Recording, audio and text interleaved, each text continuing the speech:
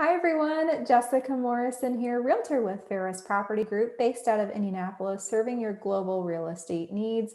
We are back for another top agent interview where today we have with us Lana Rodriguez. Lana, welcome. Jessica, hi. Thank you so much for such a warm introduction. It's a pleasure to being here. And for all our dear audience, thank you for watching. Well, this is wonderful. So Lana, tell us a bit about who you are, where you're based out of, your company, all those little details. Yeah, sure thing, Jess. So I'm actually operating out of Colorado Springs, Colorado, serving Colorado and all the surrounding areas.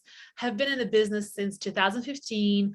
Was rolling as a solo agent for 2 years, and I'm privileged to lead fantastic team of, I want to say it's 15 of us now, about 8 or 9 licensed agents, and then the rest of the support staff.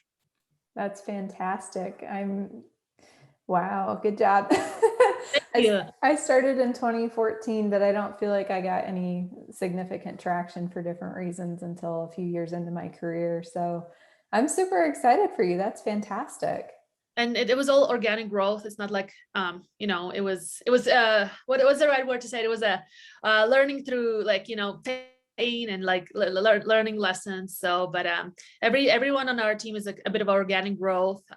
I kind of manifested them when they come into my life. And what works really well, that everyone on our team has a specific role. We all are different in our own way, and we have specific tasks on a team, and we don't clash. We know where we stand. We know what we need to do on a daily basis. So that works really well. That makes a lot of sense. So you talk a lot about organic growth. How do you specifically grow your business? Well, good question. Thank you for asking. So in 2014 is when my husband and I moved to Colorado, brand new to Colorado, brand new to real estate. He was active duty, and it was our new duty station. And you just said you just had a baby, right? Um, Sorry, I mute myself when you're talking, so there's no ah, background noise. Yes, I am currently pregnant at 25 weeks, which is crazy. Baby girl's due at the end of October.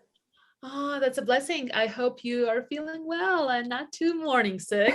Uh, It has been an incredibly smooth pregnancy. I know that that's not the case for any woman who's pregnant, but or it's kind of a roll of the dice. So I'm very grateful. I'm sending you the good pregnancy vibes. Thank But you. anyway, back to our story. So in 2015, I told my husband I really wanted to have a kid before I was 30, which is one of the things I wanted, and he didn't. So he actually told me, well, why don't you go back to work and then we can have a kid? I'm like, well, that's not how it usually works, but okay. And I back then we were buying our third property together, and we reevaluated the performance of each realtor. And it was mediocre. It was not fantastic. That we even didn't get a closing gift. Not like it's a thing, but it's a thing for me. We that never kept in touch after closing. And I told my husband, I was like, I think I can do better. Ultimately, I've been in customer service since I was 14, back in Mother Russia. So serving people is natural to me. And by trial and error, we got into real estate. I got my real estate license, joined one of the biggest brokerages in town back then, which was Remax. I've been with Remax for 5 years, and I'm very thankful for that company and all the growth. Had my first kid in 2015 and had my second kid in 2018.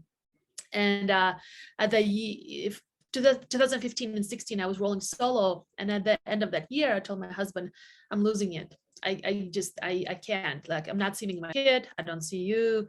I was very overweight and never lost postpartum baby weight. And I told him, I think I'm going to start a team. And him being organized army guy, he's like, no, you just need to get your shit together and get more organized. And that's why I'm like, okay, whatever. So I started a team. I brought my first listing assistant, who's now my full-time listing manager. Debbie Volk, been with me for 4 years now. And then I brought 2 buyers agents. And we were running and gunning. We had a TC out of state. And that's when the growth started happening. And if I just may add, for our audience, for some of them watching, for people who are wondering where I was getting all the leads, it was all by referral basis. Very quickly, when I moved to Colorado, I established a community within around me. And it was my goal for many, many years, because as an immigrant, you come to United States and it's very lonely, and then you marry a military guy and then you have to move every few years. So it's getting even more lonelier. So when we settled down here, I told myself I'm going to build community for myself, to be surrounded by great people, by parents, by moms. And then I want every client who comes in into Colorado Springs and works with us, they will feel welcome. They have all the resources needed for their PCS, for anything. And that's how our business grew. That's so fantastic. I love that story because on so many different levels, it allows you to have empathy for your clients, where I think sometimes agents who don't move very often or haven't moved in 20 years, and I say this respectfully, sometimes can lose touch with how stressful it is to have to pick up and relocate. And just like you illustrated, not only did you come to the United States as an immigrant, but you've also had to move several times. So how do you think that that has allowed you to communicate or serve your clients differently than other agents? Well, I'm a servant leader at heart, and I wear my heart on my sleeve a lot. So, I always go back to 2016. Even now, we grow so much, and I'm like, so in 2016, just for tracking purposes, I did 119 transactions by myself. It was a bit of a record. And that's when I actually put my name, people like, who's Lana Rodriguez in Colorado? People started noticing me, before I will get not attention at closing table or whatever. And I just hyper focused on each client, and I made them feel like they were the only one working with me. And even if you go back right now and read our team's testimonies, that's majority of the clients say the same thing. When we work with this team, we feel like we are the only client of theirs, and it's just a little bit of extra TLC, tender loving care. And I become friends with most of my clients after that. Right now our community is big, so I don't have time to hang out with everybody. That's why we started doing the client event, so I can see everybody for a quality time. But I think like taking that one client who you get, it's a buyer seller, and just showing them that you really, really care and be very relational versus transactional.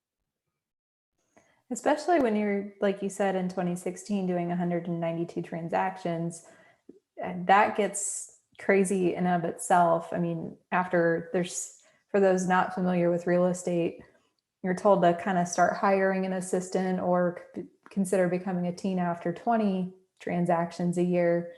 So to have Lana have handled 192 by herself is insane. 119, not 100, 192, I probably died. 119. Oh, okay. Well, still, that's a lot. And I'm sorry Yeah. for the misunderstanding. So 119, that's still a lot to handle individually, where you are customizing each experience. Did you utilize showing assistants, or were you handling all of that yourself? I handled all of it by myself. And back then, and that actually goes into a different conversation why I left Remax and went into brokerage I'm with right now. I'm currently with Keller Williams, because Remax, and for all of you watching, if you're a Remax agent, I still respect you and love you, but true story to be told is that Remax was lacking the concepts of building and growing a team in the right way. I had no idea what showing system was till I actually moved to Keller Williams, and I was actually rereading the Red Book of Gary Keller, the million dollar agent. And then I'm like, okay, I guess it can be done different way, because they say you need to read a book 3 times for actually click. So that's what happened to me. And I know not only I had no showing assistant, I also didn't have a personal assistant. I just had a transaction coordinator who was working out of state, and she was just handling all my files because my files were messy. And I literally sacrificed motherhood. I sacrificed breastfeeding. My newborn daughter was raised by my mom, who came from Mother Russia to strictly for this particular task, so definitely learning. I'm still up to this date, I'm still learning the art of leverage and how to properly utilize people in your business, because it's hard, it's hard. Especially when I think you work so hard, and I'm very similar in that regard. Servant leader, servant heart. Money is the last thing I think about in running a business, because I want so much for people to be taken care of or not feel like it's about money. So that's a whole nother conversation. But Um, so much of being an entrepreneur in building a business, your business becomes like a child to you. And having, baby girl on the way and thinking about next steps, like I love what I've been able to build. I'm super grateful for it. But I think you also have so much wisdom in that experience because I think it's very easy for no matter what career you're in to glamorize success and all of this. And like I love that you were able to serve so many families, but there was also another coin to that. So knowing what you know now, would you give any advice to agents watching this who might be in that similar position and trying to leverage their time better? Yeah. Yeah. So once again, and like, don't get me wrong, only because I'm with Keller Williams, it's not like I drink the Kool-Aid, even though I did a video, the Kool-Aid costume when I joined to announce. But anyway, everybody needs to read the Red Book, Gary Keller's Red Book, no matter what brokerage you're with, because they actually give you fundamentals, like breaking down the fundamentals, how to start properly leveraging. And one of the things what he's saying is that your admin team is your core. So if I would be a solo agent and I would have to start all over again, the first thing who I would hire, of course, transaction coordinator, it's no brainer, because if you are doing your own files, it's not the best use of your time. But the second person, it needs to be your assistant, your personal assistant, okay, who can take all the headaches and pains of the day from your plate, who can go do the pow buys to your clients, go do the errands for you. And only when you max those two people out, your transaction coordinator and your personal assistant, only then you start maybe bringing a showing agent or a buyer's agent. And it's not a conversation for right now, but there's a thin line between a showing agent and a buyer's agent. You have to be very strategic. And I know that there's some masterminds or people who are successful at it to kind of bring these two together, but you have to be careful for that. And then don't give up your listings. Your listings is your money. So the last thing you want to leverage out is your listings, and your personal assistant can help you with putting up the signs and printing out marketing materials, inputting things in MLS, because she doesn't have to be licensed. But probably buyer's agent or showing assistant will be a third hire I would recommend, because we spend so much time. I actually was just showing properties right before you and I got on, and I'm trying to get out of production as a team leader. That's been my goal for like last 2 years. And it's very hard for me because I'm a buyer's agent at heart. So I was actually showing some properties to a repeat client. I loved it. It was so great to see my clients and the homes, but that at the same time, it's just not best use of my time anymore. Which is so hard to say that because I resonate. I've utilized showing assistants more and more this year. And what's funny is as you're talking, I think when you are a single agent and you are starting to leverage different systems and people in a good way, and you're therefore able to grow, so much of what you're describing for the agent who's not doing that is going, well, what am I going to do with my time? But It's long. The list is really long, but you can do your time. and it's truly one of those things that as soon as you start to take those steps, you realize not only how much more valuable your time is, but how much more you're able to enjoy the industry because you're truly spending your time on what you are essential for and what matters in the business. So yes, yes to all of that. So let's transition to where things are at with the Colorado Springs market today. What are you seeing? Oh my goodness. Well, don't mean to sound like a repeat broken record, but we are the seller's market. Inventory is extremely short, extremely short.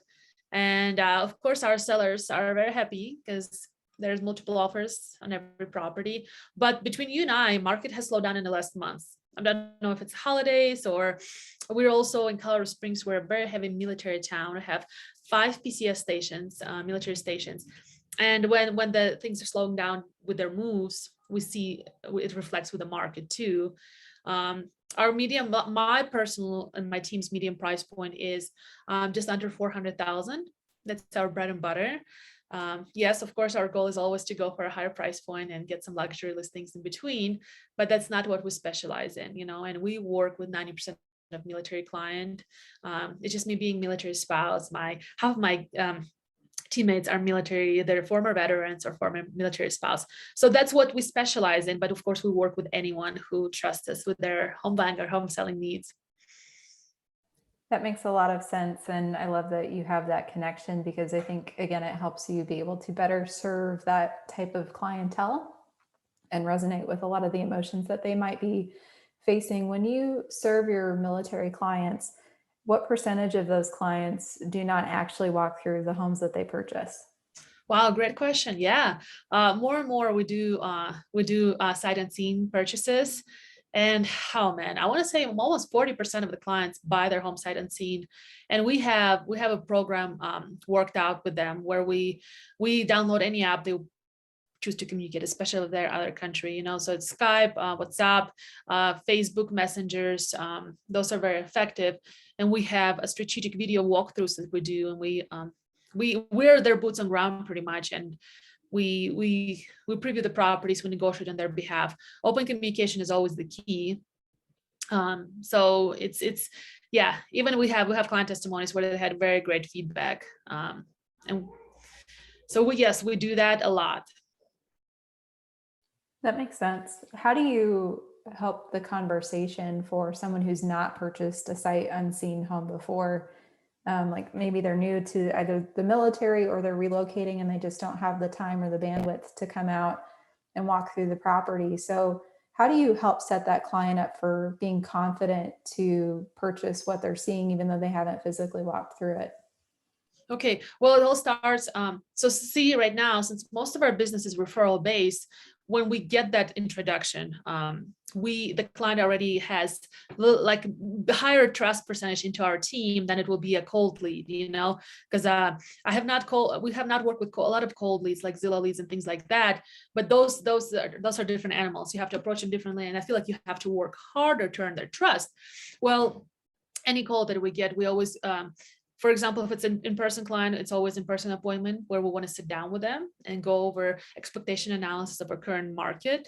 And then when we have that appointment, we make a lender introduction, and then we work as a team. And communication is, once again, communication is a key, especially since a lot of first-time home buyers, that's who we work with as well, and they heard something from their dad and it's heard something from their peer, but actually sitting down and showing them, okay, you want to be within your BAH. BAH is a basic housing allowance, which is the monies that military gets to specifically for their housing. Most of our clients want to be within that budget. So we sit down and we approximately already know if it's like $1,500, it's going to get you into like $350,000 house plus minus, right? So we sit down with them and we show them, hey, well, this is what we're looking at. This is what the property you can get. And then they're like, well, we hate it. We want to hire. I was like, well, let's talk to a lender to get to a higher pre-approval. But also we have realistic expectations when it comes to being competitive in this market.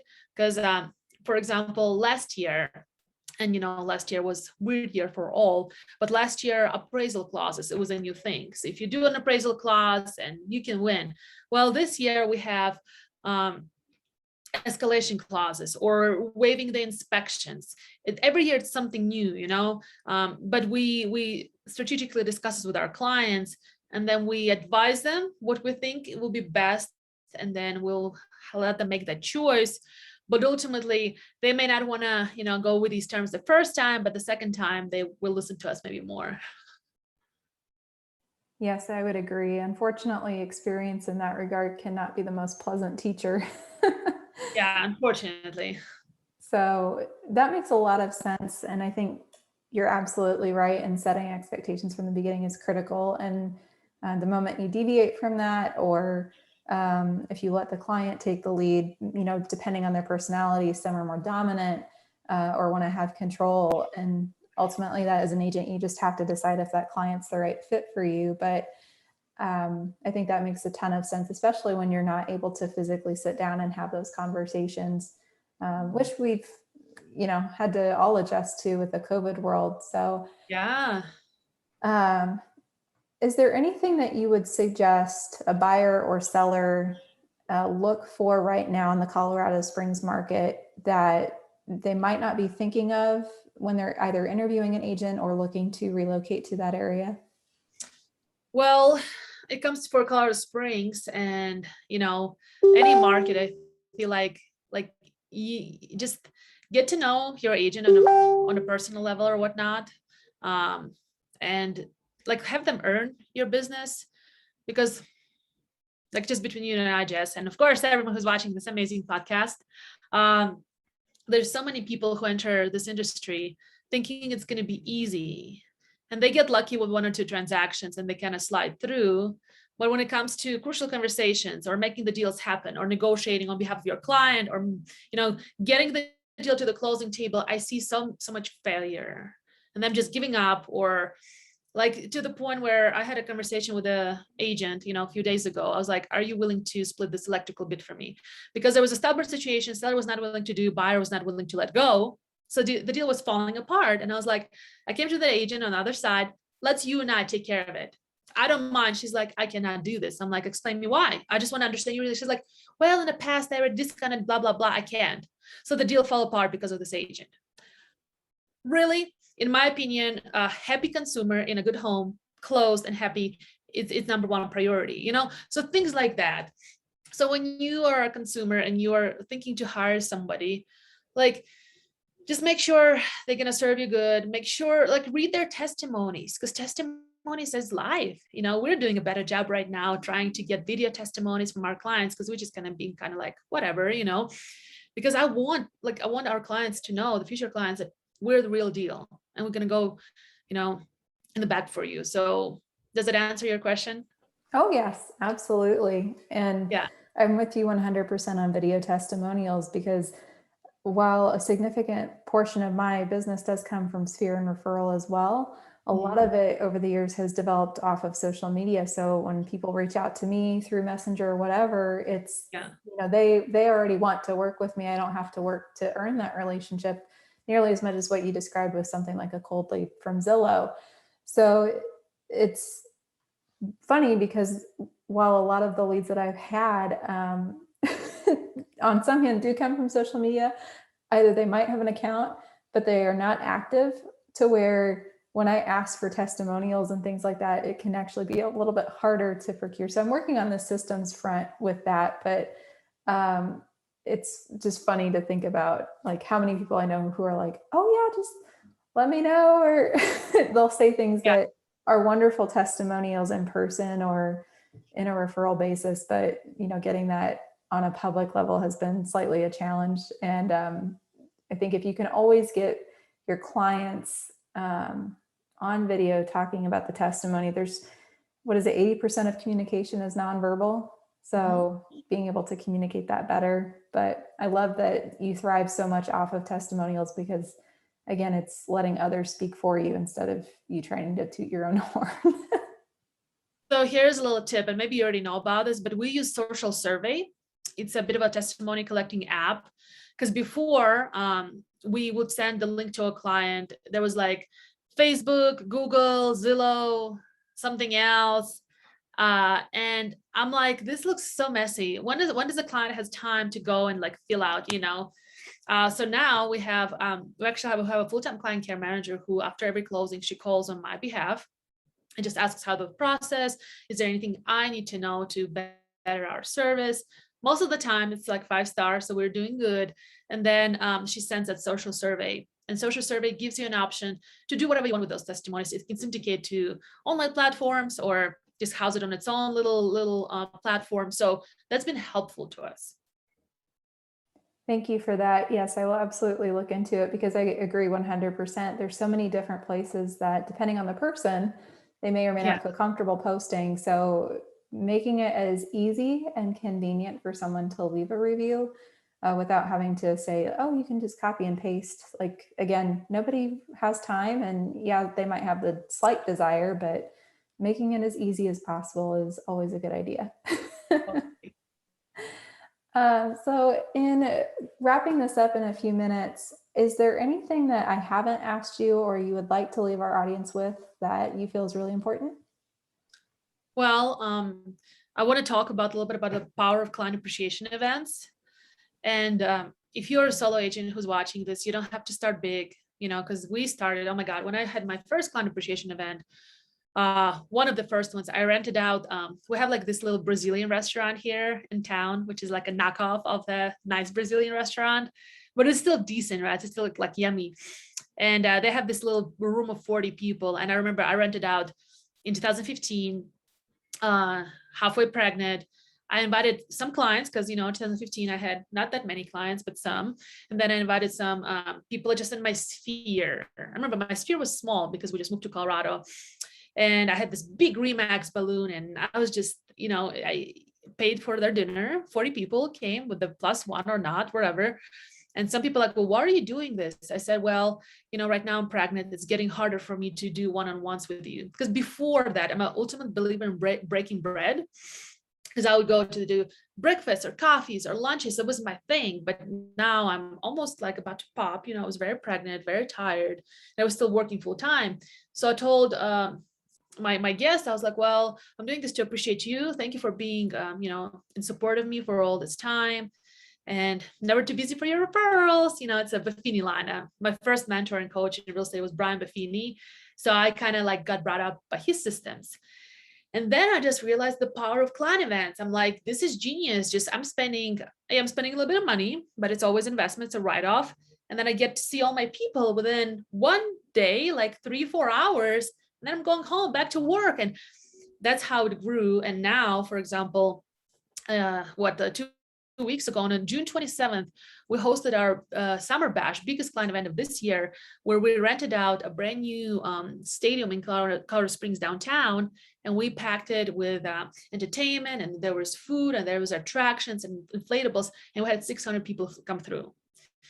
Fully complimentary. Got a little bit of sponsors on that, because before I actually was paying everything out of my own pocket, even though, you cannot bring in sponsors, but I was not doing that. I just feel bad asking people for money. But this one was very pricey, so I needed a little extra support. So yeah, that's what, so if you're watching this great episode, if you have any questions on client events, please connect with me. I would love to tell you. I have podcasts on it. I have presentations on it. It's my thing. And it's been like really, really, not the secret of my business, but a bit of a secret of my business. I love that you were coached by Brian Buffini. I love listening to him talk. It's just, he's such a great coach, and grew up in my career as well with a very similar mentality. I can attest as well to Lana's success with client events. I've done all sorts of different kinds, but I think it's always neat to see how just wonderful and grand they can get over the course of time with your career. I love that you had 600 people come. That's fantastic, and awesome job putting that together, because having done those myself, the last big one I did was a baseball event. Wow. Downtown. Nice. It's putting a client event together is part-time event planner. Unless you've got this support to do it. Because that's what my ops manager, Amy, she's the one who was in charge of this event. And she's like, I'm done. This is too much. It was literally a lot, because we had vendors, and it was just a lot. Mm-hmm. But ultimately, the reason why I would do that, and I'm sure Jessica, you would agree, is clearly to provide, number one, great experiences for your clients, but also to stay in their top of mind. My goal is to think of them when they hear word real estate. I want them to think of me and my team. Yep. No matter what kind of real estate it is, if it's like an ad on TV or somebody's buying and selling. And, like our life in general is so fast paced. And like, for example, I'm working with a lot of vendors, and like, sometimes I go and like get my nails done, get a massage. And I'm like, are they going to follow up? Am I going to, like, no one follows up. Like, I can get them so many referrals, from all of my other lady clients, but the follow-up game is weak.